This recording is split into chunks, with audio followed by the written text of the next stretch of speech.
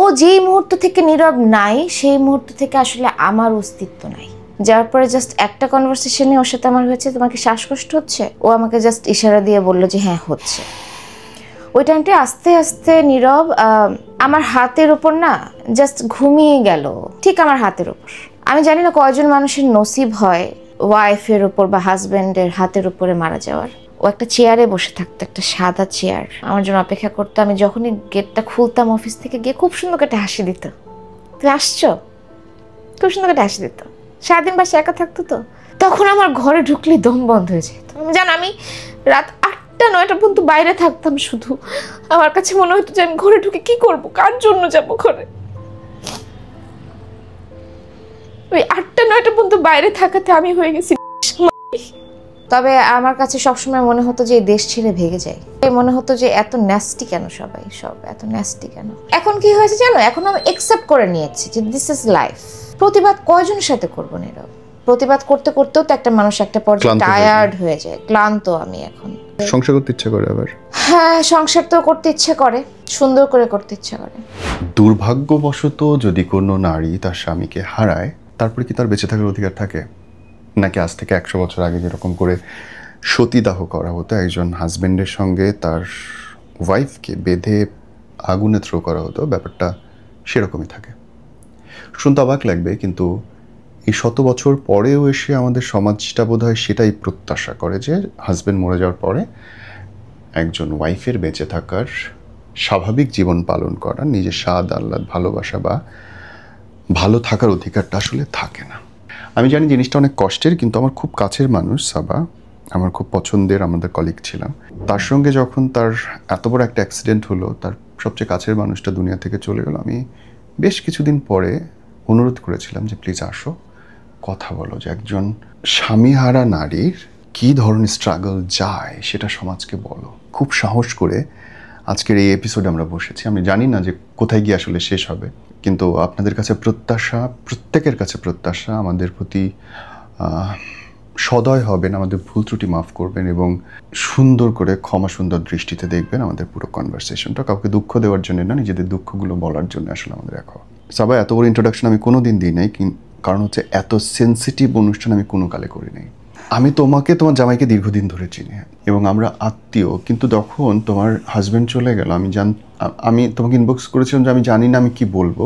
এত ভালো একটা মানুষ যখন তোমাকে একা রেখে চলে গেল, তারপরে তুমি কোথায় পড়বা, ওই পতনটা কত ওজনের হবে, এটা তুমি ছাড়া দুনিয়ার কারো পক্ষেই মাপা সম্ভব না। আমাকে বলবা তার পরের দিন থেকে, পর মুহূর্ত থেকে, চলে যাওয়ার পর মুহূর্ত থেকে তোমার কেমন হয়েছিল? তুমি শুরুতে একটা কথা বলছিলে নীরব, যে একসময় সতীদাহ প্রথা ছিল, স্বামী মারা গেলে তার সাথে স্ত্রীকে একসাথে পুরানো হতো। আমার কেন জানি মনে হয়, এবং এটা আমি পরের দিন থেকেই ফিল করতে পারি, যে আসলে ওই প্রথাটাই বোধহয় ভালো ছিল। আমার কাছে মনে হতো তাসিফের সাথে কেন আমাকে কবর দিয়ে দেওয়া হলো না। আমি কখনো এক্সপেক্ট করি নাই, মানে আমি কখনো কল্পনাও করি নাই যে ক্যান্সারের সাথে ফাইট করতে করতে ও চলে যাবে। আমি সবসময় আশাবাদী ছিলাম যে ও বেঁচে ফিরবে। যেদিন আমি লাস্ট ওকে হসপিটালে নিয়ে যাচ্ছিলাম অ্যাম্বুলেন্সে করে, ওই দিনও আমি চিন্তা করলাম যে না, এর আগেও তো 10 বার ভর্তি করেছি, এবারও ইনশাল্লাহ ফিরিয়ে নিয়ে আসবো। বাট আলটিমেটলি আল্লাহর উপরে তো কিছু নাই, আল্লাহ চাইনি হয়তো। তুমি জানতা যে আমাদের বন্ডিংটা কেমন ছিল। আমাদের মতো এত ভালো বন্ডিং খুব কম স্বামী স্ত্রী থাকে।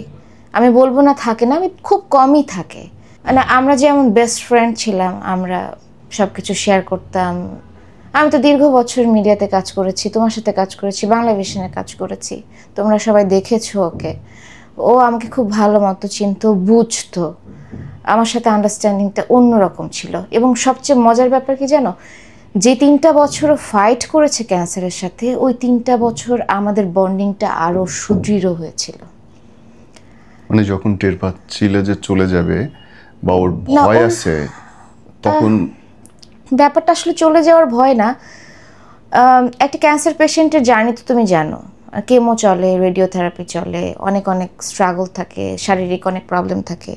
তো সব কিছু মিলিয়ে না, ওর বাবা মা থাকতো দেশের বাইরে। সো দেশে ওর আপন বলতে কিন্তু শুধু আমি, একটা মানুষ যাকে সে আঁকড়ে ধরে বাঁচতে চায়।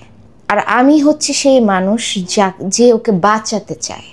তো এই টাইমটাতে না আমাদের বন্ডিংটা হয়ে গিয়েছিল আরও স্ট্রং, যেটা হয়তো আমরা সুস্থ থাকতে এতটা ফিল করতে পারিনি। তুমি প্রথম ফিল করলা কখন যে ও নাই?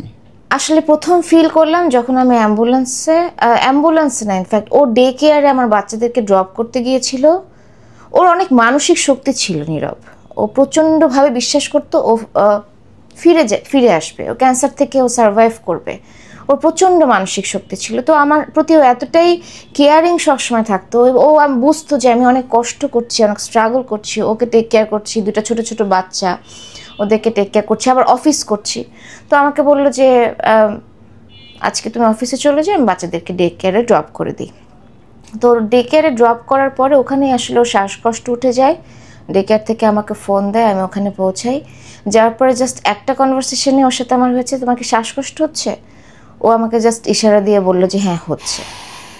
ওই টাইমটা আস্তে আস্তে নীরব আমার হাতের ওপর না, মানে জাস্ট ঘুমিয়ে গেল ঠিক আমার হাতের ওপর। আমি জানি না কয়জন মানুষের নসিব হয় তার ওয়াইফের ওপর বা হাজব্যান্ডের হাতের উপরে মারা যাওয়ার। তো ওর কোনো কষ্ট হয়নি। আমি ওকে একটু মুখে পানি দিয়েছিলাম, কারণ ওর গলা শুকিয়ে যাচ্ছিলো, বুঝতে পারছিলাম। পানিটা যখন আর ভেতরে যায়নি, কারণ আমি তখন বুঝতে পারলাম যে আমি সিপিআর দিচ্ছি, মুখে যখন আমি এয়ার ব্লো করছি পানিটা ঘর ঘর আওয়াজ করছে, দ্যাট মিনস এটা ভেতর পর্যন্ত যায় না। এবং ও ব্রিদিং নিচ্ছিল না, ওকে অনেকবার সিপিআর দিয়েছি। অ্যাজ ইউ নো আমি সিপিআর ট্রেন্ড। সো তখন আমি বুঝলাম যে হয়তো ও নাই। তারপরেও থাকে না মানুষের একটু আশা যে আমি হসপিটাল পর্যন্ত পৌঁছাইলে হয়তো things can be better. Ambulance আসতে দেরি হলো, অ্যাজ ইউ নো ঢাকা শহরের অবস্থা, অ্যাম্বুলেন্স আসতে 1.5 ঘন্টা সময় লাগিয়ে দিল। হসপিটাল যাওয়ার পরে তো ব্রড ডেথ ডিক্লেয়ার হয়ে গেল। তো ও যেই মুহূর্ত থেকে নীরব নাই, সেই মুহূর্ত থেকে আসলে আমার অস্তিত্ব নাই। আমার অস্তিত্ব নাই ইন আ সেন্স আমি আসলে তাসিফের একজন বিধবা, আর একজন বিধবার সামাজিক প্রেক্ষাপটে তুমি যদি বলো সবচেয়ে বেশি সাপোর্ট পাওয়া উচিত তার নিজের ফ্যামিলির কাছ থেকে। সেই ফ্যামিলির কাছ থেকে যতটুকু সাপোর্ট মেন্টালি, আমি বলবো না ফিনান্সিয়ালি, মেন্টালি যতটুকু সাপোর্ট পাওয়ার কথা আমার মনে হয় না বাংলাদেশের ম্যাক্সিমাম বিধবা নারী সেটা পায়। আর শ্বশুরবাড়ির দিক থেকে যদি বলো, যেদিনও মারা গেল সেদিন আমার বাসায় একটা সিসি ক্যামেরা ছিল। আমার বাসায় সবসময় একটা সিসি ক্যামেরা লাগানো থাকতো, কারণ আমি অফিসে বসে ওকে মনিটর করতাম যে ইজ হি ওকে, ও খেয়েছে কি না, ও ঘুমাতে গেল কি না। তো দ্য ফার্স্ট থিং আমার শ্বশুরবাড়ির একজন, আমি বলবো না তার নাম, ওর খুব ক্লোজ একজন, রক্তের একজন, প্রথম আমাকে যে কথাটা জিজ্ঞেস করলো বা বললো সেটা হচ্ছে, সাবা সিসিটিভির ফুটেজগুলো আমাকে দিও তো। মানে অ্যাজ ইফ আমি হ্যাঁ I made a crime and maybe I murdered him, something like that. So এটা আমার এখনো কানে বাজতে থাকে। ওই মোমেন্টে আমার এখনো কানে বাজতে থাকে। হ্যাঁ, তো from that day the whole situation has been changed. তখন অনেকেই এসে বলতো চিন্তা করিস না, তোর 2টা ছেলে মেয়ে মানে তো আমাদেরই বংশের, আমাদেরই সন্তান। আমার ছেলে মেয়ে যদি মুরগি দিয়ে ভাত খায়, তোমার ছেলে মেয়েও মুরগি দিয়েই ভাত খাবে। তখন আমি সবাইকে শুধু একটা কথাই বলতাম, কোনো টেনশন করবেন না, আল্লাহ আমার সাথে আছে, আমি স্টেবল, আলহামদুলিল্লাহ আমি একটা জব করি, আল্লাহ চাইলে ইনশাল্লাহ আমার বাচ্চাদের কারো মুখাপেক্ষী হয়ে বেঁচে থাকতে হবে না, আমি অন্তত ওদেরকে সাপোর্ট দিতে পারবো। যাই হোক, যেই লোকগুলো তখন সান্ত্বনার বাণী দিচ্ছিল না নীরব, সেই লোকগুলোকে না আমি 6 মাস চলে যায়, 8 মাস চলে যায়, 1 বছর চলে যায়, কখনো শুনিনি একটাবার ফোন দিয়ে জিজ্ঞেস করতে আমার ছেলে মেয়েগুলো আজকে কি দিয়ে ভাত খেয়েছে। হ্যাঁ, তো থিংস আর লাইক দিস। আর যদি আমার ফ্যামিলির কথা বলি, আমার ফ্যামিলি থেকে আমার আম্মু অনেক সাপোর্ট করেছে, আমার ছোট বোন অনেক সাপোর্ট করেছে, ইন সাম কেসেস আব্বু অনেক সাপোর্ট করেছে। বাট থাকে না মেন্টাল যে একটা সাপোর্ট, সেই সাপোর্টটুকু আমি পাইনি। কীরকম, ধরো আমি I was very much broken. তুমি আমাকে বারবার বলতেছ আবার তুমি আসো তুমি আসো, আমি তোমাকে একটা কথাই বলতাম যে নীরব আমি খুবই অসুস্থ, আমার প্রেশার খুব ফ্ল্যাকচুয়েট করে, আমি স্ট্রেসের পেশেন্ট, ডিপ্রেশনের পেশেন্ট, স্টিল আমি ডিপ্রেশনের মেডিসিন খাই, হার্টবিটের মেডিসিন খাই, প্রেশারের মেডিসিন খাই। নীরব আমি ওকে যখন ও যেদিন মারা গেল তার একদিন পরে ওর মার ফ্লাইট ছিল এবং ও নিজে গাড়ি ঠিক করেছে ওর মাকে সে আনতে যাবে। So it was very uncertain, শুধু একদিনের জন্য ওর মার সাথে ওর শেষ দেখাটা হয় নাই। তো ওকে যখন আমি ফ্রিজারে রেখে বাসায় আসছিলাম ওই সময় পর থেকে আমি 6টা মাস নীরব টানা বিছানায় ঘুমাতে পারি নাই। আমি আমার বিছানায় ঘুমাতাম না, আমি ফ্লোরিং করতাম। ডান পাশেই তো শেষ হইতো। হ্যাঁ, আমি ফ্লোরিং করতাম। আমার কাছে মনে হতো আমি তাসিফকে কবরে শোয়াই দিয়ে আসছি আর আমি বিছানায় শুবো। I was just literally I was just that, like that. Okay কবর দেওয়া নিয়ে অনেক চ্যালেঞ্জ ছিল। কি ওকে চ্যালেঞ্জ বলতে ধরো ও আগে থেকে হয়তো বুঝতে পেরে গিয়েছিল যে ও আর বেশি দিন নাই। তো ওর বনানী কবরস্থানে ওর দাদির কবর, ও সারা জীবন আমি দেখতাম যে কোনো বিশেষ দিনে ওর দাদির কবর ও ভিজিট করতো, আমাদেরকে নিয়ে জিয়ারত করতে যেত এবং ও কবরটাকে খুব যত্ন করে রাখতো। কবরে গাছ লাগানো, মাটি ডেবে গেছে কিনা, ঘাস লাগাতে হবে কিনা, কোন গাছ লাগাতে হবে, খুব যত্ন করেও রাখতো। ঠিক মারা যাওয়ার একটা সপ্তাহ আগে আমরা একসাথে জুম্মা পড়তে যেতাম। তো আমি আমার ছেলে মেয়ে ও সবাই মিলে জুম্মা পড়তে গিয়েছি। তো ওখানে যে কবরে দেখাশোনা করতো ও তার সাথে আমার পরিচয় করিয়ে দিল, বলল যে ভাই এটা হচ্ছে আপনার ভাবি, যদি আমার জন্য ওর আপনার কাছে কখনো আসে আপনি ব্যবস্থা করে দিয়েন। তো আমি হসপিটালে বসেই ওই লোকটাকে ফোন দিয়েছিলাম যে তাসিফ নাই, সো আপনি ব্যবস্থা করেন। তো আমাকে বললো কি যে আপনাদের তো কাগজপত্র নাই, এই কবরে তো কবর দেওয়া যাবে না। বাংলাদেশের আমি বদনাম করতে চাই না, বাট নিয়মের মধ্যে এত অনিয়ম নীরব, আমি তখন আসলে বুঝতে পেরেছি। তো আমি বললাম কেন কাগজপত্র নাই কেন? তো আমার শ্বশুর বললো এই কাগজপত্রগুলো হয়তো সামহাও তারা তুলে নাই, 1975 কবরটা দেওয়া হয়েছিল, ঠিক সমসাময়িক সময় বঙ্গবন্ধুর সপরিবারে একটা হত্যা, ওখানে কবর। তো ওই টাইমটা আর্মিদের একটা নিয়ন্ত্রণ ছিল, সামহাও এই কবরের নাম্বারটা ওখানে লিপিবদ্ধ হয় নাই, অথবা ওই সময়ের কাগজটা তারা নিয়েছিল কিন্তু প্রিজার্ভ করে নাই, তারা কেউ রিকল করতে পারছে না। সো 1975 সাল থেকে আমার দাদির শাশুড়ির নামে ওই কবরটা কিন্তু এখনো রয়েছে, এমন না যে ওখানে আরেকজনের কবর দিয়ে দেওয়া হয়েছে, এবং তার নামেই কিন্তু কবরটা রয়েছে। সো তখন শুরু হয়ে গেল নিয়ম। বাংলাদেশে অনেক অনিয়ম চলে, কিন্তু তখন শুরু হয়ে গেল নিয়ম, কাগজপত্র না থাকলে দেওয়া যাবে না। দাদির কবরে নাতির কবর হয় না। যাই হোক, আমি যেদিন মারা গেল সেদিন ওকে ফ্রিজারে রেখে তার পরের দিন ভোরবেলা নীরব, আমার মনের অবস্থা তুমি বুঝতে পারছো, আমি সারা রাত তো ঘুমাই নাই, কারণ তাসিফ ফ্রিজারে, আমি কিভাবে ঘুমাবো। তো আমি সেই ভোরবেলা উঠে চলে গেলাম মন্ত্রী, উনি আমাদের সামহাও গাজীপুরের পরিচিত আত্মীয়। তো ওনার কাছে গেলাম যে আমি কি করতে পারি, আমাকে একটু হেল্প করেন, এই অবস্থা, কারণ আমাকে তো অ্যালাউ করছে না। তো উনি একটা সুপারিশ লিখে দিলেন, ওই সুপারিশ নিয়ে আমি গেলাম সিটি কর্পোরেশনের মেয়র দেশে নাই, মেয়রের একান্ত সচিব, উনি আমাকে অনেক দশ ঘাট দেখি, অনেক বাক বিতণ্ডা সব কিছুর পরে আমি তাদেরকে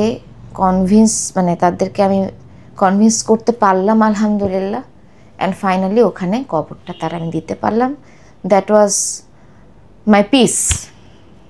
বলতে পারো যে আমি তার জীবনের শেষ ইচ্ছাটা পূরণ করেছি। স্বামী মরে গেছে ফ্রিজারে, তুমি ফাইট করতেছো তার পছন্দের জায়গা, তার ইচ্ছার জায়গাটা কবর দেওয়া নিয়ে, এবং এটা করতে হচ্ছে। কারণ আমার সাথে এটা করার কেউ নাই। হ্যাঁ, আমার সাথে কয়েকজন গিয়েছিল, আমি অস্বীকার করবো না, আমার শ্বশুরবাড়ির কয়েকজন গিয়েছিল। নীরব, আমার ওই কথাটা এখনো কানে বাজে। তাদের মধ্যে একজন মেয়রকে বলল কি, ভাই দেন না, দেন কবরটা দিতে দেন, 2 মাস পরে না হয় উঠায় ফেলাই দিন। আমার সামনে উনি এই কথাটা বলল যে দিতে দেন কবরটা, 2 মাস পরে উঠায় ফেলাই দিন। এটা তো কোনো কুকুরের লাশ না, কোনো বিড়ালের লাশ না যে তুলে ফেলে দিবে। ওই কথাটা আমার এখনো কানে বাজে। সো ওই ধরনের মানুষগুলাকে না আমি আর নিতে পারি না। কেন নিতে পারি না এবার বুঝতে পারছো? কেন নিতে পারি না? ওই ধরনের কথাগুলো আমি নিতে পারি না, ওই মানুষগুলা কি আর নিতে পারি না। আমার চোখের সামনে যখন ওদেরকে দেখি আমার কাছে মনে হয় ওরা খুনি, লিটারেলি আমার কাছে মনে হয় ওরা খুনি। যাই হোক, কবর দিলাম, কবর দিয়ে বাসায় ফিরলাম। ওর মা তার মধ্যে চলে আসছে, সব কিছু অ্যারেঞ্জমেন্ট করলাম। এই তো শুরু হয়ে গেল আমার স্ট্রাগল। বিয়ের এক সপ্তাহ পর থেকে আমার শাশুড়ি, আমার শ্বশুর আমাকে অনেক ভালোবাসেন, এ ব্যাপারে কোনো সন্দেহ নাই। ওনাদের মেয়ে নাই, 2 ছেলেই। তো তাসিফ ছোট ছেলে ছিল, ওর ছোট ছেলে এবং ছোট ছেলের বউ হিসেবে আলহামদুলিল্লাহ আমি এবং ও যতটুকু দায়িত্ব পালন করতে পেরেছি সেটার জন্য আমরা নিজেরা অনেক স্যাটিসফাইড আলহামদুলিল্লাহ। এবং ওনারাও আমাদেরকে অনেক বাসেন, এবার আমাকে নিজের মেয়ের মতো করেই ভালোবাসেন। ওনাদের তরফ থেকে আমি যতটুকু সাপোর্ট পেয়েছি সেইটুকু পরিমাণ সাপোর্টও আমি আমার পরিবার থেকে পাই নাই। তোমার মা বাবার? আমার মা বাবার বলবো না, হ্যাঁ ইন সাম কেসেস বাবার। যদি আমাকে জিজ্ঞেস করো একটা এক্সাম্পল দাও, আমি ডিপ্রেশনের মেডিসিন খেতাম, প্রেশারের মেডিসিন খেতাম, নিচে ঘুমাতাম, তোমাকে আমি এক্সপ্লেন করেছি before. So at some point আমি তো আগে হিজাব পড়তাম, তুমি দেখেছিলে। আমি মিডিয়াতে কাজ করা বন্ধ করে দিলাম, বাংলা ভিশনের প্রেজেন্টেশন বন্ধ করে দিলাম, কারণ আমি হিজাব শুরু করলাম। তো আমি ভাইয়াকে বললাম যে ভাই আমি তো এখন হিজাব করি, এখন প্রেজেন্টেশন করাটা ভালো দেখায় না, তো ওটা বন্ধ করে দিলাম।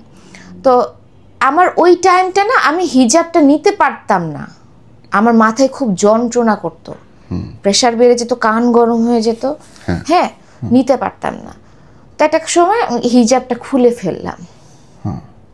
That was the main turning point of my life. Tasif মারা গেছে, সাথে সাথে হিজাব খুলে ফেলছে, মেয়ে আমার নষ্ট হয়ে গেছে। ব্যাখ্যাটা এইটা দাঁড়ায়? হ্যাঁ, ব্যাখ্যাটা গিয়ে এভাবে দাঁড়ালো যে তাসিফ থাকতে মেয়েটা আমার ভালো ছিল। শুধু আমার বাবার কথা বলবো না, আরও অনেক মানুষের ছিল সারাউন্ডিং। তাসিফ থাকতে মেয়েটা ভালো ছিল, যেই তাসিফ মারা গেল হিজাব খুলে ফেললো, মেয়েটা নষ্ট হয়ে গেল। আমি কোনো লাল রঙের ড্রেস পরতে পারবো না, আমি শাড়ি পরতে পারবো না, আমি সাজতে পারবো না, চুল আঁচড়াতে পারবো না। আমি শাড়ি পরে অফিসে যাচ্ছি দেখে আমার বাবা আমাকে আমার সামনে আমার মাকে বললো, দেখো দেখো দেখো তোমার মেয়ে শাড়ি পরে আবার কার সাথে কি করতে যায়। These are the things I had to experience. আমি একদিন একটা লাল ড্রেস পরে অফিসে যাচ্ছিলাম। ইউ নো নীরব, আমি একটা কর্পোরেট জব করি, সো আমি চাইলেই সেখানে চুল না আঁচড়ে খুব উদ্ভট ভাবে যেতে পারবো না। দো আমি ইদ্দত পালন করেছি, কিন্তু 40 দিনের যে ইদ্দত থাকে ওটা আমি পালন করেছি। আমাকে অফিস থেকে ডেকে আমাকে বলা হয়েছে, দেখেন আপনি যেভাবে আমি অফিসে আসেন সাদা ড্রেস পরে এইভাবে আসলে হয় না, you have to change yourself. So that time I changed myself. So I started. দিন শেষে তোমাকে পেটের ভাত দিতে হবে তো, হ্যাঁ বাচ্চাকে খাওয়াতে হবে তো। So that time I decided, okay, let's move into a regular normal life. So আমি রেগুলার ড্রেস পরা শুরু করলাম। তো একদিন আমি একটা লাল ড্রেস পরেছি নীরব, তুমি দেখো বাংলাদেশের সোসাইটি, এদের মেন্টালিটি। আমার কাজের বুয়া আমাকে সে বললো, আপা একটা কথা কই। হ্যাঁ বলো, কিছু মনে করবেন না তো? আসি না, মনে করবো না, বলো। বলে আপা একটা, আপনি যাই পরেন না কেন, যেই কালারই পরেন না কেন, লাল পরেন না আপা। আমি কেন? বল না এমনি কইলাম। আমি কেন, আমি বিধবা দেখে কি আমার লাল পড়া নিষেধ নাকি? কোথায় লেখা আছে যে বিধবা মানুষ লাল পড়তে পারবে না? আমি একটু সাজতে পারবো না, আমি একটা টিপ দিতে পারবো না, আমি কোথাও যেতে পারবো না? কারা বলতেছে? সবাই বলতেছে, এভরিওয়ান। তুমি কি বলবা? আমি একটা পাঠাও বাইকে করে আমার বাসার গেটে নামলে দারোয়ান আমার দিকে কড়া দৃষ্টিতে তাকায়। আমি কার সাথে আসলাম? আমার বাসায় আমার আপন খালাতো ভাই ঢুকলে দারোয়ান কড়া দৃষ্টিতে তাকায়, কে আসলো? This is how I had to go through. আমার অবাক লাগতেছে কোথায় জানো, যে সবচেয়ে আগে পিলার হয়ে দাঁড়াবে ফ্যামিলি, মা বাবা ভাই বোন এরা আত্মীয় স্বজন, আর তারা সবচেয়ে আগে বাধাটা দিল। তারা হয়তো চিন্তা করছে যে মানুষজন কি কি ভাবছে, বলবে, মানুষ কি বলবে, কিন্তু একটা সময় তারা আমার মেন্টাল সিচুয়েশনটা চিন্তা করে নাই। কেউ আস করছিল যে তুমি কেন খুললা, তোমার কি মাথা ব্যথা হচ্ছে কিনা? No no no one asked me, no one asked me. Okay, কেউ যারা বললো যে তোমার বাচ্চাকে আমি, আমার বাচ্চা মুরগির গোস্ত খেলে খাবে, তারা একবারের জন্য টাকা দিয়ে গেছে? না, জীবনে কোনদিন ফোন দিয়েও খবর নেয় নাই আমার বাচ্চা কি দিয়ে ভাত খাইছে। যারা একদিন আমার বাচ্চাদের সাথে কথা না বলতে পারলে তাদের জীবন বের হয়ে যায়, তো তারা এখন বছর পার হয়ে গেছে, একটাবারও ফোন করে আমার বাচ্চাদের সাথে কথা বলতে চায় না। হয়তো তারা চিন্তা করে তাসিফ নাই, তাহলে আর সাবা কি, who the hell she is. তাসিফকে দিয়েই তো সম্পর্ক, রাইট? বাচ্চা তো তোমার একা না, দুই পক্ষের। দুই পক্ষের। এখন বাচ্চা নিয়েও টানাটানি শুরু হয়ে গেছে। লাইক লাইক আমি তো নষ্ট হয়ে গেছি। সাবা একটা ন্যাস্টি মেয়ে। সাবা ইজ কাইন্ড অফ, যদি খাস বাংলায় বলো, সাবা ইজ এ বেশ্যা। ও উল্টাপাল্টা লাইফ লিড করে, ও সিগারেট খায়, গাঞ্জা খায়, মদ খায়, বেড়ায়। ওর কাছে যদি বাচ্চাগুলো থাকে তাহলে বাচ্চা দুটো নষ্ট হয়ে যাবে। আইদার আমাদের ওর বাচ্চা দুইটাকে নিয়ে ওর বড় ভাইয়ের কাছে দিতে হবে মানুষ করতে, অথবা আমেরিকায় নিয়ে যেতে হবে, অথবা অন্য কাউকে অ্যাডপ্ট করতে দিতে হবে, অথবা আমার বাপ মা পালবে। তোমার বাচ্চা, নিজের আমার পেটের বাচ্চা। বাচ্চা তুমি রাখতে পারবে না? না, আমার কাছে থাকলে নষ্ট হয়ে যাবে নীরব। নিজের পেটের বাচ্চা নিজের কাছে রাখতে হ্যাঁ, পারবে না? আমার কাছে থাকলে নষ্ট হয়ে যাবে, কি করবা? তারা জাজমেন্ট দিয়ে দিল। হ্যাঁ হ্যাঁ, কারণ আমি তো নষ্ট। ধর আমি আমি আমি একটু আমি একটু কেন সেজেগুজে অফিসে যাচ্ছি, বসের সাথে কেন হেসে কথা বলছি, তার মানে আমি বেশ্যা। আমি রিসেন্টলি একটা প্রমোশন পেয়েছি। কেন প্রমোশনটা পেলো? নিশ্চয়ই বসের সাথে শুয়ে প্রমোশনটা পেয়েছি। এই জায়গাটা আমি দীর্ঘদিন আগে আমার একবার এক্সপিরিয়েন্স হয়েছিল, যে একটা ছেলে কর্মচারীকে প্রমোশন দেওয়া যত সহজ, একটা মেয়ে কর্মচারীকে প্রমোশন দেওয়া ততটাই কঠিন।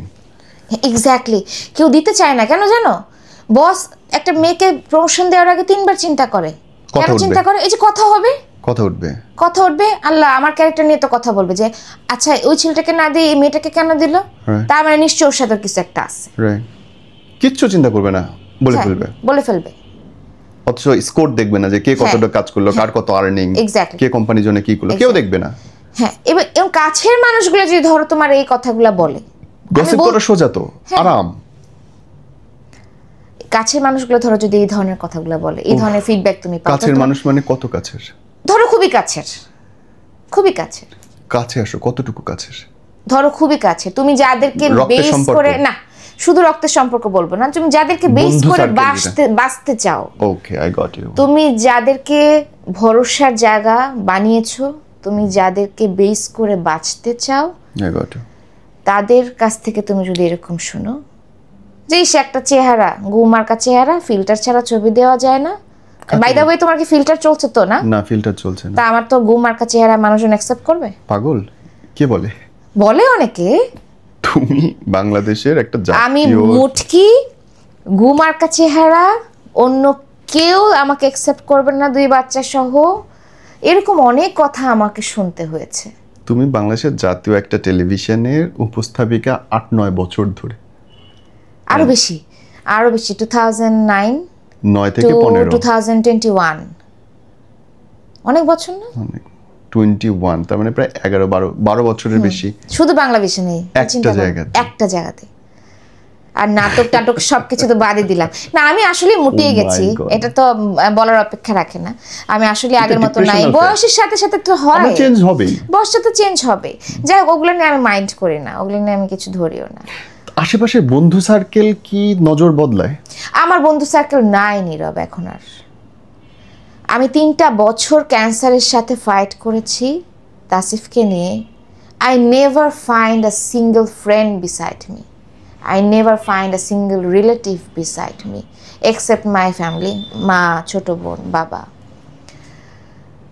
আজকে একটা প্যান্ডেল করে দাওয়াত দাও, তুমি হাজার হাজার ফ্যামিলি মেম্বার ফ্রেন্ডস পাবা।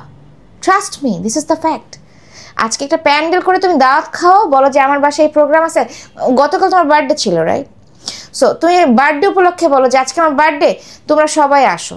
বাই দ্য ওয়ে নীরব, আমার অবশ্যই তোমার জন্য একটা ফুল আনা উচিত ছিল, সরি। তো তুমি একটা প্যান্ডেল করে একটা প্রোগ্রাম করো। আমার মেয়ের জন্মদিনে 250 মানুষ হয়েছিল, আলহামদুলিল্লাহ। আলহামদুলিল্লাহ 250 মানুষকে তুমি পেয়েছো তোমার মেয়ের জন্মদিনে। আল্লাহ মাফ করুক, এমন যদি কোনো সিচুয়েশন হয় তোমার মেয়ের একটা দরকার, কেউ থাকবে না, এটাও আমি কেউ জানি। থাকবে? থাকবে না। This is the same thing. আমার পেটে ভাত ছিল না, আমি আমার সবচেয়ে কাছের লোককে ফোন দিছিলাম, আমার ক্ষুধা লাগছে, বললাম আমার সাথে ভাত নেই। এক্স্যাক্টলি, আই হ্যাভ সিন ইট। হ্যাঁ। অথচ আমরা কিন্তু করি, তুমি করো না? আলহামদুলিল্লাহ।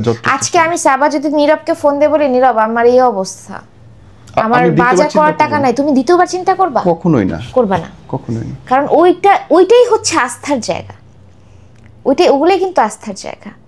তার মানে কিন্তু এই না তোমার সাথে আমার রিলেশন, তার মানে কিন্তু এই না আমি বেশ্যা, তোমার সাথে আমি শুই। Is it? No, there are something, some type of relations we are having in our life. This is beyond explanation. এটা কোনো এক্সপ্লেনেশন হয় না, এই ধরনের রিলেশনের কোনো এক্সপ্লেনেশন হয় না।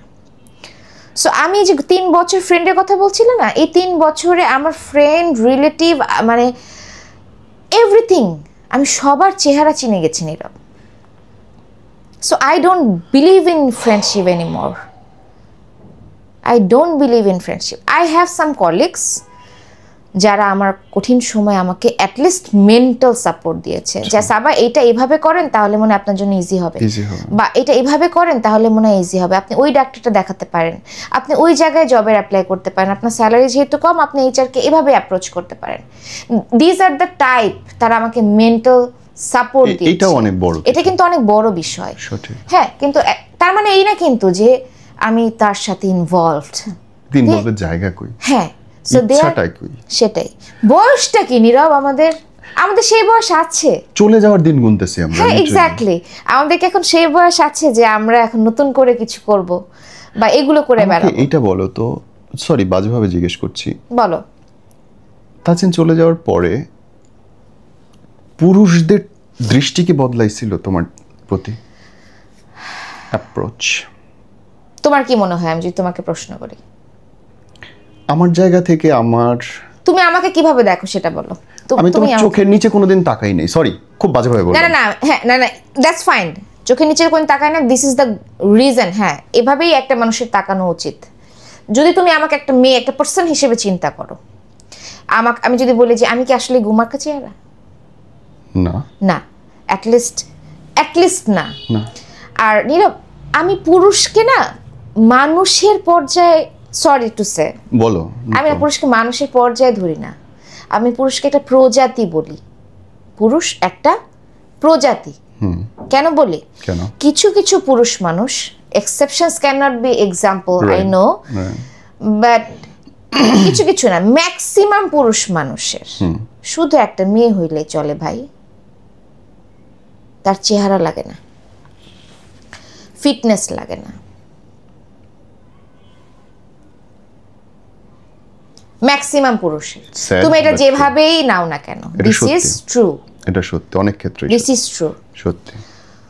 তো একটা বিধবা নারী, অল্প বয়সী বিধবা নারী, খুব মানসিক স্ট্রেসের মধ্যে দিয়ে যাচ্ছে, 3 বছর একটা স্ট্রাগলিং লাইফ আছে, কিছু ফিনান্সিয়াল নিডও আছে।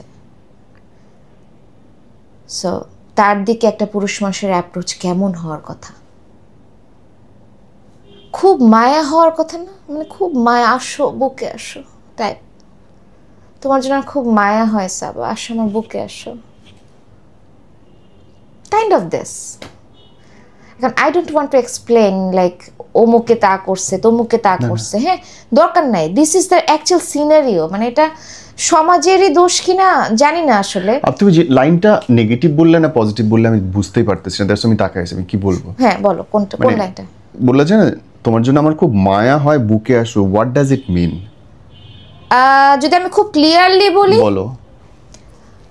তাহলে চিন্তা করে যে হ্যাঁ উইডো দে আর ইজিলি অ্যাক্সেসেবল। আমি যদি এখন সাবাকে বলি সাবা চলো আমার সাথে একটু লং ড্রাইভে যাই, তোমাকে নিয়ে একটু লং ড্রাইভে যাই, এত সোজা? তোমার কি কি প্রয়োজন আমাকে বলো, আই ক্যান হ্যান্ডেল দ্যাট, তুমি চলো তোমাকে একটা লং ড্রাইভে যাই। তাহলে তার মনে করে যে হয়তো সাবা রাজি হয়ে যাবে, বিকজ তাদের মনে করারও রিজন আছে। আই এম ইয়াং, হ্যাঁ I had a very struggle life, 3 years husband মারা যাওয়ার পর definitely I am in physical need. অবশ্যই। হ্যাঁ কারণ আমি তো মানুষ ভাই। অবশ্যই। সো তারা মনে করে এটা, সো তারা মনে করে যে হয়তো সাবাকে বললে ইজিলি ও অ্যাকসেপ্ট করে নেবে, it is easily accessible. So ওরকম আর কি, প্রচন্ড মায়া হয় তাদের আমার প্রতি। সো আসো আসো প্লিজ সাবা বুকে আয়। Oh my god, now I get in. How do you handle? Handle করে আসছি আলহামদুলিল্লাহ, প্রবলেম হয় না এখন পর্যন্ত। তবে আমার কাছে সবসময় মনে হতো যে এই দেশ ছেড়ে ভেগে যাই। দুনিয়ার সব জায়গায় বাঘ একই রকম, দেশ ছেড়ে ভেগে যাই, মনে হতো যে এত ন্যাস্টি কেন সবাই, সব এত ন্যাস্টি কেন। আমি একটা আমার পছন্দ মতো একটা ড্রেস পরতে পারবো না, আমি চাইলে একটা জায়গায় বসে 1 কাপ কফি খেতে পারবো না কারোর সাথে, তাহলে ওটা আমার ক্যারেক্টারের প্রবলেম হয়ে যাবে। আমি একটা মানুষকে গাড়িতে করে ড্রপ করতে পারবো না, তার মানে আমি বেশ্যা। আমি একটা মানুষের সাথে ফোনে কথা বলতে পারবো না, দ্যাট মিনস আমি তার সাথে ইনভলভড। আমি ফেসবুকে একটা ছবি দিলে ফিল্টার দিয়ে ছবি দেয় পুরুষ মানুষ ব্যাটা মানুষের অ্যাট্রাকশন সিক করার জন্য। তুমি কাজল দিছো ব্যাটা মানুষের, আমার নিজে ভালো লাগে দরকার নাই। তুমি তো কখনো মানে ওইভাবে সাজো না, নিশ্চয়ই সাজছো, দ্যাট মিনস তুমি কনভিন্স করতে চাও তোমার বসদের সাথে হাসি মুখে কথা বলো, তার মানে বসদের সাথে নিশ্চয়ই তোমার কিছু আছে। বসরা কেন তোমাকে অ্যাপ্রোচ করবে বা বাইরের মানুষই বা তোমাকে কেন অ্যাপ্রোচ করবে, তার মানে নিশ্চয়ই তুমি ওরকম কিছু করো যে কারণে তোমাকে করে। ভাই কোন দিকে যাব বলো তো? রাস্তা দিয়ে হাঁটছো, কাদা ছিটে লাগলো, সো দোষ তোমার? দোষ আমার, দোষ আমার। এখন কি হয়েছে জানো, এখন আমি অ্যাকসেপ্ট করে নিয়েছি যে দিস ইজ লাইফ। হ্যাঁ প্রতিবাদ কয়জনের সাথে করবো নীরব, কয়জনের সাথে করবো? প্রতিবাদ করতে করতেও তো একটা মানুষ একটা পর্যায়ে টায়ার্ড হয়ে যায়, ক্লান্ত। আমি এখন আর প্রতিবাদ করি না, এখন শুধু মানিয়ে নেই, সংসার করতে ইচ্ছা করে আবার। হ্যাঁ সংসার তো করতে ইচ্ছে করে, সুন্দর করে করতে ইচ্ছা করে। সোশ্যাল সাইটগুলোতে আসো, ধরো তুমি বিধবা হওয়ার পরে কমেন্টে বা ইনবক্সে পরিবর্তন আসে। ফেসবুক যে আমি খুব বেশি অ্যাক্টিভ, তুমি আমাকে দেখো খুব বেশি অ্যাক্টিভ মেসেঞ্জারে? আমি মেসেঞ্জারে খুব বেশি অ্যাক্টিভ না, অনেক মেসেজ আসে, দ্যাটস ট্রু, আমি সিনও করি না। আর ফেসবুকে আমি মাঝখানে আমি প্রচণ্ড লেভেলের ডিপ্রেশনে ছিলাম, সেটা তুমি জানো কেন ছিলাম, কি বৃত্তান্ত। সো আমি ফেসবুকে খুব রেগুলার গান দিতাম, নাচ দিতাম, স্ট্যাটাস দিতাম, কমেন্ট আসলে কেউ কাউরে জাজ করা তো মুশকিল। হ্যাঁ কমেন্ট কেউ লিখলে রিপ্লাই করতাম, হ্যাঁ এগুলোই। বাট ওই রকমের আসলে ডিস্টার্ব কেউ করতে চাইলেও আসলে খুব একটা হয়ে ওঠে নাই, তাদের পক্ষে সফলতা আসে নাই, কারণ আমি মেসেঞ্জারে খুব একটা অ্যাক্টিভ। আমি একটা জিনিস খেয়াল করছি সাবা, আমি তোমায় চিনি প্রায় 12-14 বছরের বেশি, প্রায় 15 বছর। তুমি ভয়ঙ্কর শক্ত আচরণ করতেছো, আজকে ভয়ঙ্কর শক্ত শব্দ বের করতেছো, আমি প্রতিবার নিতে গিয়ে আমার কষ্ট হচ্ছে। আমি এই সাবাকে চিনি না। তুমি এই সাবাকে চিনো না কারণ আগে তুমি যে সাবাকে দেখতা সে ছিল একটা ইম্যাচিওর, খুব ছটফটে, খুব প্রাণবন্ত না, খুব চঞ্চল একটা সাবা। তাসিফ মারা যাওয়ার আগেও বলতো, মানে জাস্ট 3-4 দিন আগে, মারা যাওয়ার 3-4 দিন আগে বলতো, সাবা তুমি না অনেক ম্যাচিওর হয়ে গেছো, তুমি আগে সেই সাবা নাই, তুমি অনেক ম্যাচিওর্ড। আমি বলছি হ্যাঁ তাসিফ, আসলে আমাকে হয়তো আল্লাহ ইচ্ছে করে ম্যাচিওর করে দিয়ে গেছে। আর আর এরপরে আর কি, তাসিফ মারা যাওয়ার পরে আমাকে আসলে যা যা দেখতে হয়েছে, যা যা শুনতে হয়েছে, বা যা যা সাথে আমাকে পাল্লা দিয়ে চলতে হয়েছে, তাতে আসলে আমার সেই প্রাণবন্ততা, চঞ্চলতা, যাই বলো না কেন, হাসি খুশি সাবা, এটা আসলে আর আসে না। তবে আমি খুব চেষ্টা করি, আমি অফিসে খুব ফান করার চেষ্টা করি, আমি খুব ডুবে থাকতে চেষ্টা করি, সব কিছু কাজের মধ্যে ডুবে থাকতে চেষ্টা করি, আমার সব কিছু ভুলে থাকতে চেষ্টা করি। এই তো। কখনো অর্থনৈতিক টানাপোড়েনে পড়ছো? পড়েছি, বহুবার পড়েছি। একটা পর্যায়ে গিয়ে দেখা গেল যে বাসা ভাড়াই দিতে পারছি না ঠিক মতো। তখন আমি বাড্ডাতে থাকতাম। লজ্জার মাথা খেয়ে আমি আসলে কখনো কারো কাছে কিছু চাই না। ইনফ্যাক্ট আমার শ্বশুর শাশুড়ি অনেক বছর ধরে আমেরিকায় থাকেন, যতবারই দেশে আসেন ততবারই আমাকে জিজ্ঞেস করে তোর কিছু লাগবে? আমি বলছি না কিছু লাগবে না, তোমরা আসো, সব তো আছে, কি লাগবে? আমি কখনো কারো কাছে কিছু চাই না। তো একেবারে লজ্জার মাথা খেয়ে আমি, আমার মনে আছে আমার শ্বশুরকে আমি বলেছিলাম, বাবা আমি আর টানতে পারছি না, আমাকে 50,000 টাকা পাঠান, আমি যে কদিন এই বাসায় আছি আমার বাসা ভাড়াটা আপনাকে দিতে হবে। উনি আমাকে সাপোর্ট করেছেন, দিয়েছেন। তারপরে আমি বাসা চেঞ্জ করে ফেলি, আমি ওখান থেকে মিরপুর শিফট হয়ে যাই। টানাপোড়েনে যে এখনো নাই ব্যাপারটা ওরকম না, আছি, তবে তুমি মানিয়ে নিচ্ছি। সৌভাগ্যবতী যে তোমার শ্বশুর শাশুড়ি তোমাকে চতুর্দিক দিয়ে সহায়তা করছে। আলহামদুলিল্লাহ। আমার বাবা আমাকে যতটুকু বিশ্বাস না করেছে, আমার শ্বশুর শাশুড়ি তার চেয়ে অনেক বেশি আমাকে বিশ্বাস করেছে। হয় উল্টো। তবে আমি জানি না এখন করে কিনা, এখন কমিউনিকেশন খুব একটা নাই, অত কমিউনিকেশন হয়ও না, আমিও ব্যস্ত তারাও ব্যস্ত, এবং আসলে এখন তো ছেলেটাই নাই। হ্যাঁ, তো যতটুকু করে ততটুকুই আমার জন্য বোনাস, আলহামদুলিল্লাহ বলি আমি সেটাতে। ট্রু, কারণ ওই সময়টাতে পাশে দাঁড়ানো অনেক বেশি উল্টো শুনি আমরা, যে শ্বশুর শাশুড়ি সবচেয়ে আগে পিচ টান দেয়, সেখানটা তোমারটা আলহামদুলিল্লাহ তুমি উল্টো পাইছো। হ্যাঁ, সাবা চিন্তা করতে, জাস্ট চাকরিটা যদি না থাকতো তুমি কি করতে? এটা বলতে পারো আল্লাহর একটা অশেষ রহমত। আমি কয়েকবার অ্যাটেম্প নিয়েছিলাম চাকরিটা ছেড়ে দেওয়ার। যখন তাসিফ অসুস্থ হয়ে পড়লো, ওকে দেখাশোনার কেউ নেই, একটা মানুষ নাই যে ওর সাথে বাসায় থাকবে, তখন অনেকবার অ্যাটেম্প নিয়েছিলাম চাকরিটা ছেড়ে দেওয়া। কোনো না কোনো কারণে কিভাবে যেন এটা পিছিয়ে গেছে। আমার অফিসের বস আমাকে ডেকে বলে, তুমি যে চাকরিটা ছাড়তে চাও, তুমি কি চিন্তা করেছো যদি আল্লাহ না করুক কোনো এরকম সিচুয়েশন হয় তুমি কি করবা? তো বেসিক্যালি আমার ওই বসের কারণেই, মানে ওনার নাম রেবা আপু, তো আমাকে অনেক সাপোর্ট দিয়েছে। সিটি ব্যাংক আসলে আমাকে অনেক সাপোর্ট দিয়েছে, এটা আমার ক্যামেরার সামনে না বললেই না। অন্য কোনো ব্যাংক হলে আমার মনে হয় না এই সাপোর্টটা আমি পেতাম, অনেস্টলি নীরব। ওরা আমাকে যে সাপোর্ট দিয়েছে, তো ও আমাকে একটা কথাই বলতো, তুমি দেরিতে আসছো, দেরিতে যাও, আর তাড়াতাড়ি যাচ্ছ, কোনো সমস্যা নাই, তোমার যখন প্রয়োজন হবে তখন তুমি যাবা, যখন যা করতে হবে। আমার ছুটি নীরব শেষ হয়ে গেছে, আমার ছুটি আর নাই বছরের, তারপরেও এইচআর আমাকে ম্যানেজ করে দিত মুম্বাই যাওয়ার জন্য, ট্রিটমেন্টের জন্য। এতটা সাপোর্ট আমি পেয়েছি সিটি ব্যাংকের কাছ থেকে, আলহামদুলিল্লাহ। তো এরা এই সাপোর্টটা না দিলে হয়তো আমার জবটা ছেড়েই দিতে হতো। আর ছাড়লে আজকে কি হতো? বাচ্চা নিয়ে কই যাইতা? ভিক্ষা করতে হতো, অথবা নীরবের কাছে আসতে হতো, নীরব একটা চাকরি দাও, আর নাহলে আবার সেই বাংলা মিশনে ফিরে যেতে হতো, যে ভাইয়া আমার আবার প্রোগ্রাম দেন, আবার সেই টানাপোড়েনের জীবন। তার মানে একটা মেয়ের জীবনে অর্থনৈতিক স্বাবলম্বিতা যে কোনো কিছুর চাইতে ইম্পর্টেন্ট, এভরিথিং, সব কিছুর চেয়ে ইম্পর্টেন্ট, সব কিছুর। আর এখানে তো মেয়েরা ভুলটা করে বসে। হ্যাঁ, অধিকাংশ মেয়ে এই ভুলটা করে বসে। ধরো বিয়ে করেছে, স্বামী বললো আমার তো অনেক আছে, আমি তো অনেক টাকা পয়সার মালিক, আমি বিজনেসম্যান, আমার অনেক ইনকাম, তোমার চাকরি করার কি দরকার? এবং মেয়েরাও চায় যে আমার জামাই আছে, আমি বাচ্চা মানুষ করব। হ্যাঁ, বাচ্চা মানুষ করব। কিন্তু এই যে একটা আনসার্টেনিটি অফ লাইফ, আগের দিন রাতে আমরা স্বপ্ন দেখতাম, আগের দিন রাতে তাসিফ একটা কোর্সে ভর্তি হয়েছিল লাস্টের দিকে, অনলাইনে ফ্রিল্যান্সিং করতে, তো হাঁটা চলার শক্তিটাও ছিল না, কেমতে এত উইক হয়ে গিয়েছিল। তো ওর আগের দিন রাতে বসে বসে ওয়েবসাইট বানাইছে, জানো, যা শিখে আসছে কোর্সে, ক্লাসে বসে বসে অনিক্সের একটা ডেমো ওয়েবসাইট বানাইছে, বানায় আমাকে দেখাচ্ছে যে সাবা আসো দেখো এটা আমি বানাইছি।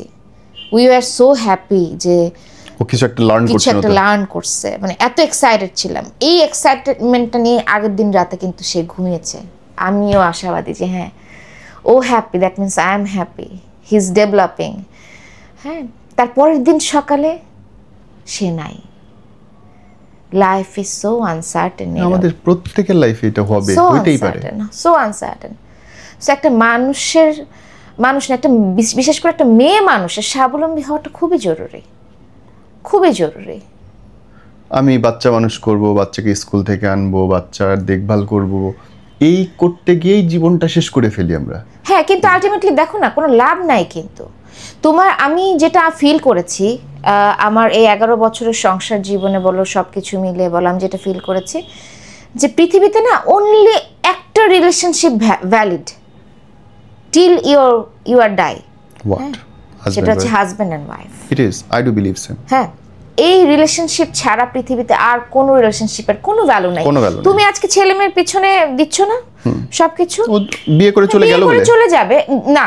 আমি বলবো না যে তাদেরকে তুমি মানুষ করতে পারো না দেখে তারা তোমার খেয়াল করবে না, ব্যাপারটা এরকম না। They will be busy with their own life, so they don't have any time for you. ওর ঘর ভাড়া ওর দিতে হবে, হ্যাঁ দেখতে হবে। তুমি আশাও করতে পারো না তার কাছে কিছু, কারণ তাকে তার সংসার দেখতে হবে। আলটিমেটলি বুড়া বুড়ি ছাড়া পৃথিবীতে তো আর কেউ নাই।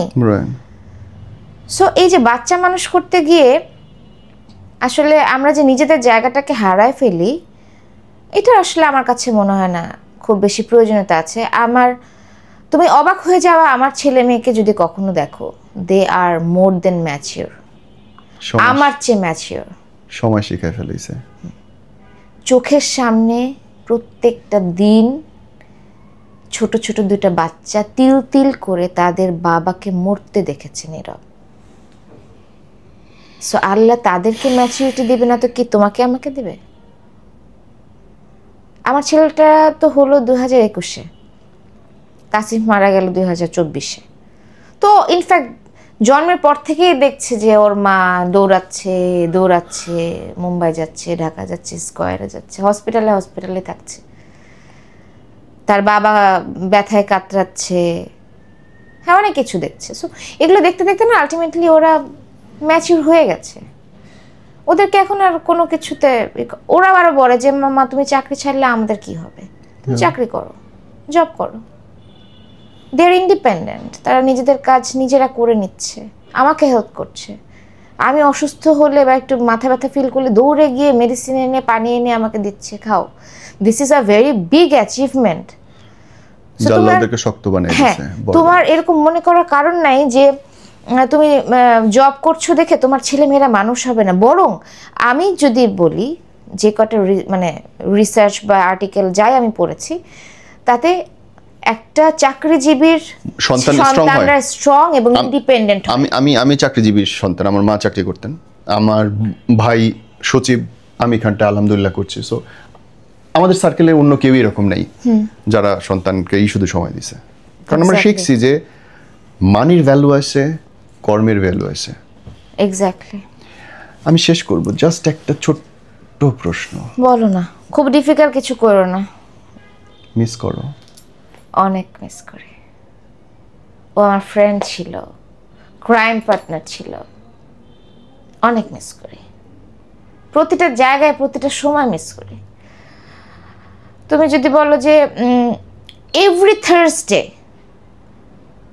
আমরা সারা জীবন বলতাম, মানে ও বলতো Saba Thursday tonight, party tonight. I miss every Thursday, I miss every Friday, every Saturday. কারণ আমি প্রতি ফ্রাইডে স্যাটারডে না আমরা কোথাও না কোথাও, তুমি তো দেখতাম আমাকে ফেসবুকে, আমরা কোথাও না কোথাও ঘুরতে যেতাম, কোথাও না কোথাও হ্যাং আউট করতাম, রেস্টুরেন্টে বসতাম, খেতাম। ফ্রাইডে সকালবেলা উঠে বলতো সাবা বাদ দাও তো রান্না বান্না, চলো বাইরে খেয়ে আসি আজকে সবাই মিলে, চলো আজকে সুইম করে আসি। অনেক মিস করি, দম বন্ধ হয়ে যায় মাঝে মাঝে। এই জায়গাটা না আসলে কেউ নিতে পারবে না। ও একটা আলাদা জায়গায়। তুমি বলো আমি যদি বিয়ে করছি, হোয়াট এভার যাই সিচুয়েশনই বলো না কেন, ওই জায়গাটা না ওই জায়গাটাই, it can not be replaced, never and ever. কামড় দিয়ে ওঠে কখনো রুমে ঢুকে? হ্যাঁ, রুমে ঢুকে বুকটা কামড় দিয়ে ওঠে কখনো? আগে হতো প্রচন্ড, যখন যে বাড্ডার বাসায় তো মারা গিয়েছে, ও একটা চেয়ারে বসে থাকতো, একটা সাদা চেয়ার, খুব সুন্দর চেয়ার, ওখানে ও বসে থাকতো, আমার জন্য অপেক্ষা করতো। আমি যখনই গেটটা খুলতাম অফিস থেকে গিয়ে খুব সুন্দর একটা হাসি দিত, তুমি আসছো, খুব সুন্দর একটা হাসি দিত। সারাদিন বাসে একা থাকতো তো, তো তখন আমার ঘরে ঢুকলে দম বন্ধ হয়ে যেত। আমি জানো, আমি রাত 8টা 9টা পর্যন্ত বাইরে থাকতাম শুধু। আমার কাছে মনে হতো যে আমি ঘরে ঢুকে কি করব, কার জন্য যাবো ঘরে। ওই 8টা 9টা পর্যন্ত বাইরে থাকাতে আমি হয়ে গেছি বেশ মাগি।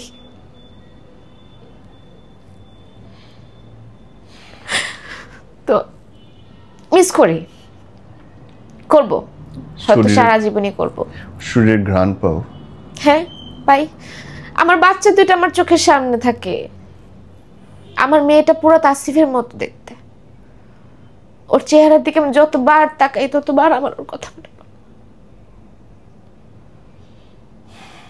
এটা কি সম্ভব নীরব ভুলা? আমি তো বলতে চাইও না।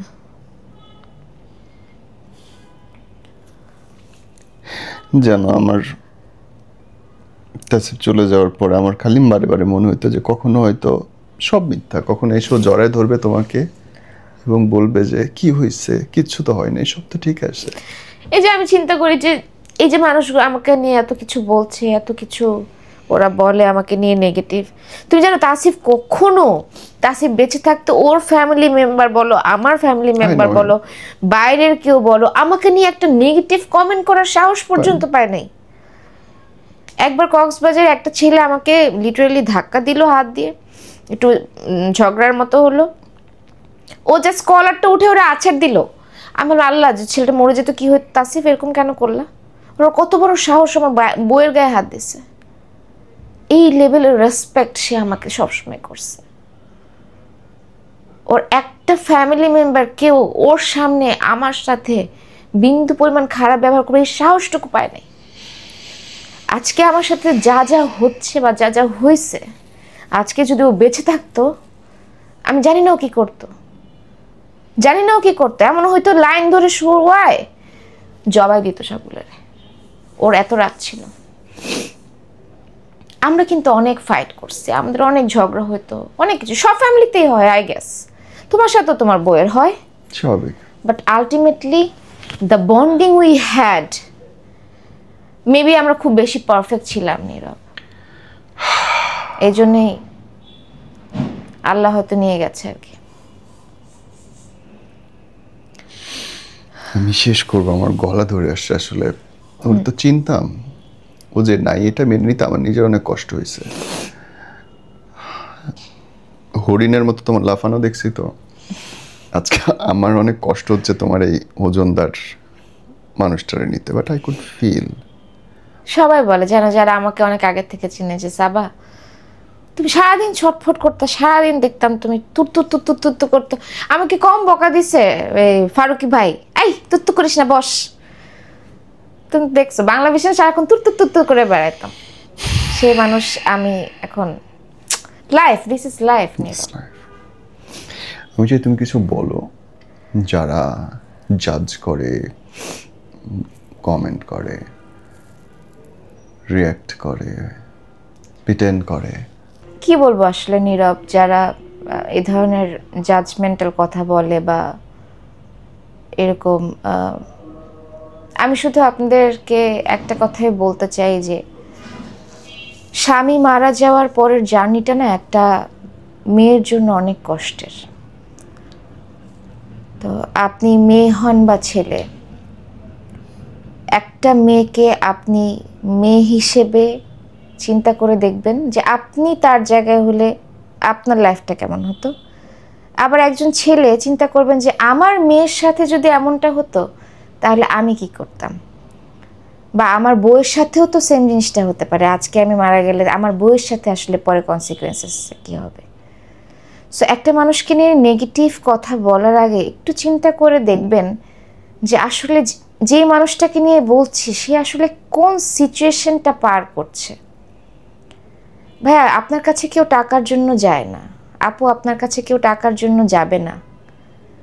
আপনি যদি পারেন তাকে একটু মানসিক শান্তি দেন, এটাই অনেক ইম্পর্ট্যান্ট। আর একটা মেয়ে স্বামী হারালে তার সবচেয়ে ইম্পর্ট্যান্ট জিনিস হচ্ছে তার মানসিকভাবে তার সাথে থাকা।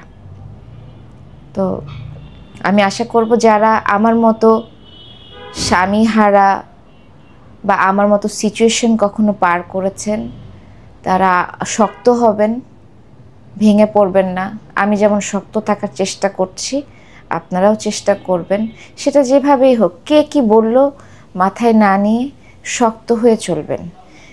এবং যারা এরকম উল্টাপাল্টা কথা বলছেন তাদেরকে মাঝে মাঝে মনে করিয়ে দিবেন যে এরকম একটা সিচুয়েশন কিন্তু হয়তো আপনার জন্যও অপেক্ষা করছে। সো সেই সিচুয়েশনের জন্য আপনি তৈরি থাকুন। শেষ করতে চাই এবং যেরকমটা বলেছিলাম যে আমার সবচেয়ে সেন্সিটিভ অনুষ্ঠানটা তো আপনি হয়তো দেখতে শুরু করলেন, শেষ করলেন এখন। অনেক আবেগ, অনেক ক্ষোভ, অনেক না প্রাপ্তির এই জায়গাটায় যদি আপনার বিবেকে একটু নাড়া দেয়, চেষ্টা করবেন নিজে এবং আশেপাশের মানুষদেরকে অনুভূতিটা ছড়িয়ে দিতে। একজন আরেকজনের প্রতি যেন আমরা সহানুভূতিশীল হই, শ্রদ্ধাপূর্ণ হই। আল্লাহ আপনাকে সুস্থ রাখুন, ভালো রাখুন। আসসালামু আলাইকুম।